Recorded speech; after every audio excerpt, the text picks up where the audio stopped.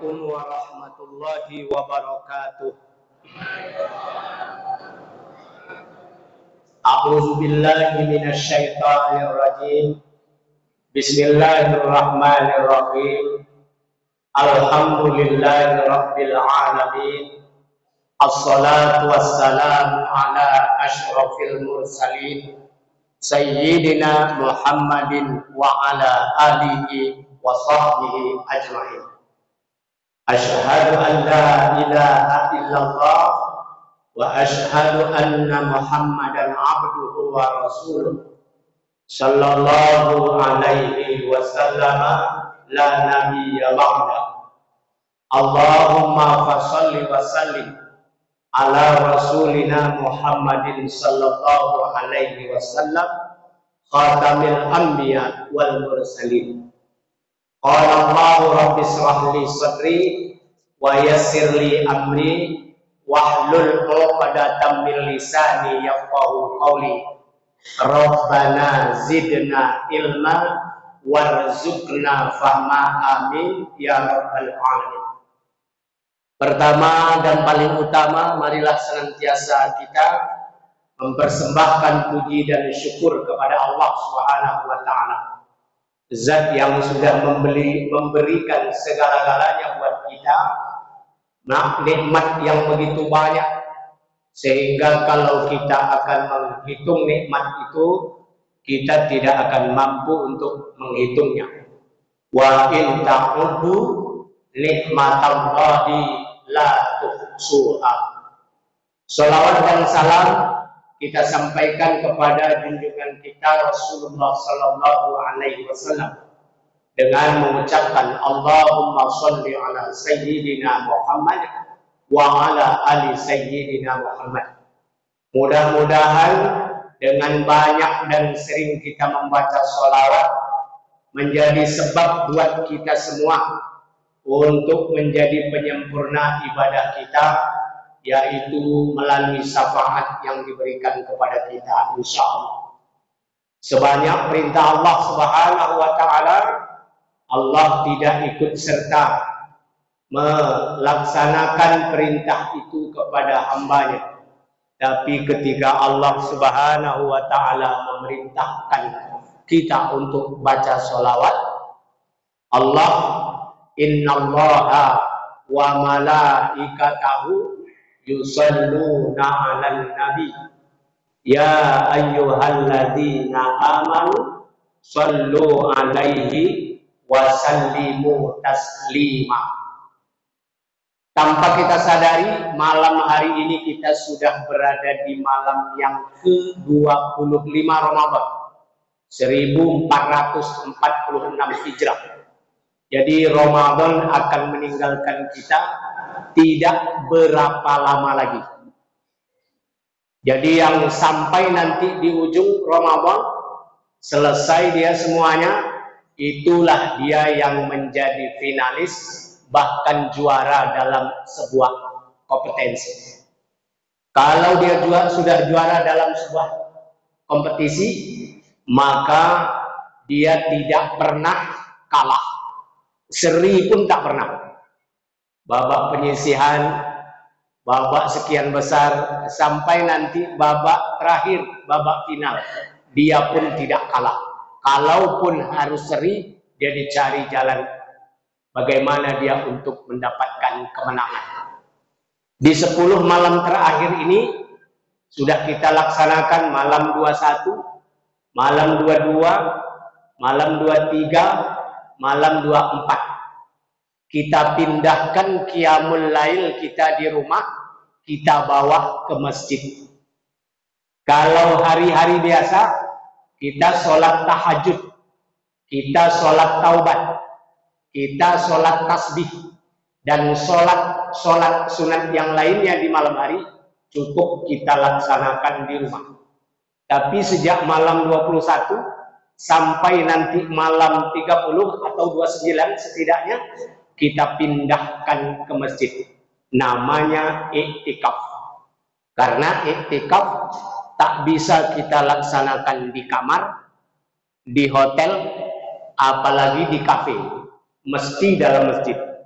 dan dalam waktu tertentu, kemudian sampai tunda atau selesainya kalau kita memang tidak melanjutkan iktikaf. Bisa lama, bisa sedang, bisa sejenak, tergantung kemampuan kita. Baik Bapak dan Ibu rahimakumullah, malam hari ini kita dihadapkan lagi satu kewajiban kita untuk menyempurnakan amal ibadah puasa kita, yaitu menunaikan zakat fitrah. Sebagaimana firman Allah Subhanahu wa taala dalam surah At-Taubah ayat yang ke-60 itu, bahwasanya kita diwajibkan membayar zakat fitrah ini untuk menunaikan atau menyempurnakan puasa yang akan kita laksanakan atau sedang kita laksanakan.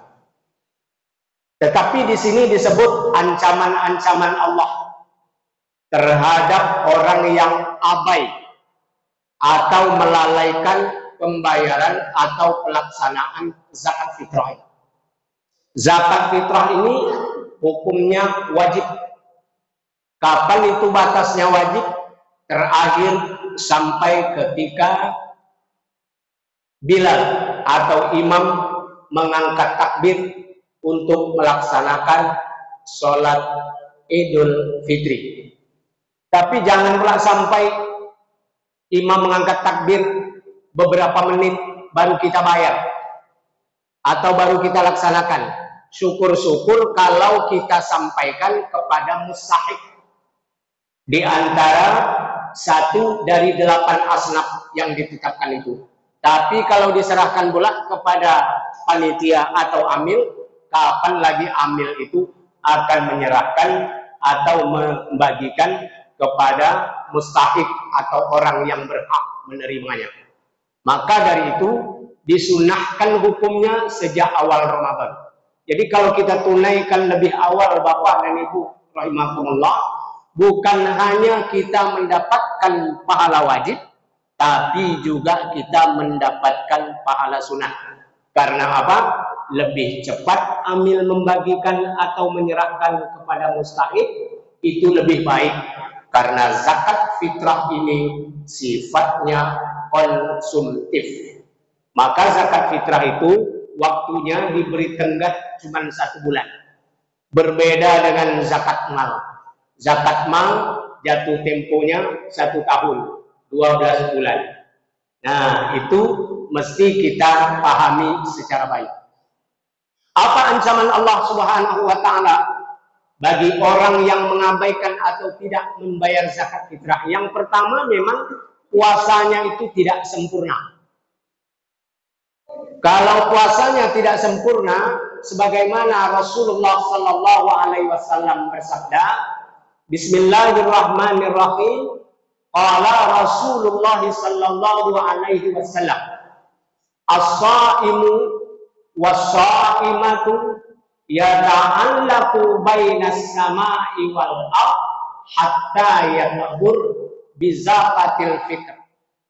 Rawahu Malik, dan ada juga rawahu Bukhari wal Muslim. Kata Rasulullah Sallallahu Alaihi Wasallam bahwa bagi orang yang berpuasa, baik dia laki-laki ataupun wanita, pahalanya itu masih tergantung antara langit dan bumi. Jauh sekali. Belum sampai dia kepada Allah sebelum dia menunaikan pembayaran atau menunaikan zakat fitrah. Bapak dan Ibu rahimakumullah, ancaman Allah ini bukan hanya kepada orang yang tidak membayar.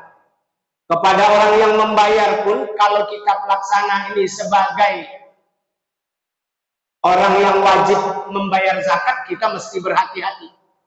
Karena di dalam hadis itu, zakatul fitri so'an min tamrin au so'an min syairin au so'an min akalamuhu fi yaumain. Zakat fitrah itu adalah 1 sah'. 1 sah' itu ukurannya kurang lebih 2,5 kilogram. Kalau dulu tidak dengan kilogram, tapi dengan bejana, diukur kira-kira beratnya sebegitu. Dari apa? Korma, karena orang Arab tentunya makanan pokoknya selain gandum adalah korma. Kemudian atau jagung ataupun gandum yang menjadi kebiasaan untuk dikonsumsi oleh setiap orang yang wajib untuk bayar zakat. Maka dari itu Bapak dan Ibu rahimakumullah, wajib kita membayarnya tentu dengan makanan pokok yang kita konsumsi berupa beras.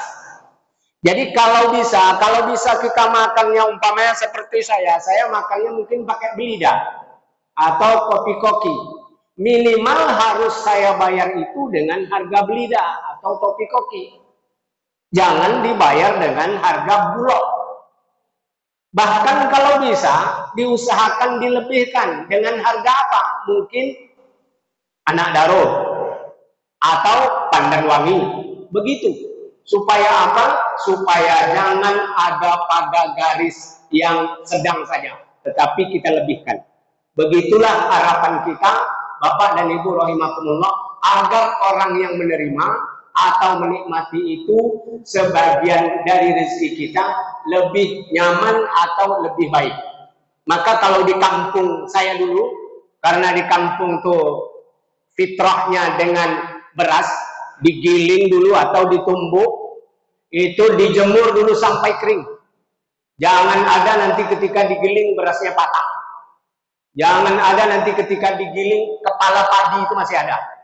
Ya, kalaupun sudah dibawa dari penggilingan pulang ke rumah, itu ditampi lagi, diangin lagi. Supaya apa? Supaya jangan ada yang antahnya lagi. Begitulah orang-orang tua kita dulu. Bahkan ukurannya pun kalau 8 orang satu rumah kan 20 kilo cukup. Tapi enggak, timbangannya dilebihkan. Karena apa? Khawatir kalau ada kurang atau terjadi, mohon maaf, tipu dalam kita melaksanakan kewajiban kepada Allah Subhanahu wa taala. Ancaman kedua, bagi orang yang tidak membayar zakat fitrah itu, mereka akan mendapatkan azab yang amat pedih. Ini sebagaimana firman Allah Subhanahu wa taala juga dalam surah At-Taubah ayat yang ke-34. Bismillahirrahmanirrahim. Walladzina yaknizuna adh-dhahaba wal fiddata wa la yunfiqunaha fi sabilillah fabashshirhum bi'adzabin alim. Adapun orang-orang yang menyembunyikan, kanaza yaknizu, menyembunyikan atau menyimpan apa? Fiddah, zahab, emas dan perak, lalu dia tidak menginfakkannya atau membayar zakatnya ke jalan Allah, berilah kabar gembira kepada mereka dengan azab yang pedih. Jadi nanti itu tadi azab ancaman Allah Subhanahu wa taala, kedua-duanya terjadi nanti setelah kita wafat untuk melihat amal ibadah kita. Yang ketiga, bahwasanya juga orang-orang yang tidak membayar atau menunaikan zakat ini mendapatkan kehinaan. Ini sebagaimana hadis yang disampaikan oleh Rasulullah Sallallahu Alaihi Wasallam dari Ibnu Hibban. Bismillahirrahmanirrahim. Man min sahibin zahabin wala fiddatin la yuaddi zakataha illa zakata yaumal qiyamah safuhat lahu bi safaatin minan nar. Nauzubillah. Kata Rasulullah, tidak ada bagi orang yang menghimpun daripada hartanya berupa emas dan perak, tapi kemudian dia tidak tunaikan zakatnya, maka emas dan perak itu tadi akan dijadikan kasurnya, Pak, lempengan, tempat tidurnya. Safuhat itu artinya lapik, tempat kita berbaring. Min sifaatin minan nar, daripada lapik-lapik, daripada apa, tikar-tikar, dia baring di dalam neraka. Mengeri sekali. Nah, ini ancaman oleh Allah Subhanahu wa taala melalui Rasulullah Shallallahu alaihi wasallam. Maka sedaya upaya kita laksanakan menunaikan zakat fitrah ini untuk apa? Mengembirakan orang-orang fakir, orang-orang miskin, para amil, mu'allaf, riqab, fisabilillah, warimin, dan ibnu sabil. Itu semua mungkin yang ada asnaf di tempat kita ini maksimal 5 lah atau 4. Nah, tidak akan ada sampai 8 asnaf. Nah, Bapak dan Ibu rahimakumullah, terakhir ancaman daripada Rasulullah Sallallahu Alaihi Wasallam, kata Rasulullah Sallallahu Alaihi Wasallam, man lam yaktu, siapa orang yang tidak tunaikan atau orang tidak bayarkan min zakatihi min siyamihi falijabihi minan nar, maka dia akan dililitkan daripada harta benda yang dia miliki itu untuk menjadi bungkusnya di dalam neraka. Na'udzubillah. Insyaallah kita semua kita laksanakan, kita tunaikan pembayaran zakat ini agar kita terhindar. Yang pertama, azab yang amat pedih. Yang kedua, kita disediakan nanti di akhirat daripada tikar-tikar ataupun tempat tidur kita dari harta benda yang kita miliki. Dari tempat tidur kita di dalam neraka, kemudian jadi lilitan kita pula di dalam neraka. Dan puasa kita akhirnya tidak diterima, tidak sampai kepada Allah. Ya ta'allaqu bainas sama'i wal ardh hatta yadhurna bi zakatil fitr. Subhanakallahumma wa bihamdika asyhadu an la ilaha illa anta astaghfiruka wa atubu ilaik. Wassalamualaikum warahmatullahi wabarakatuh.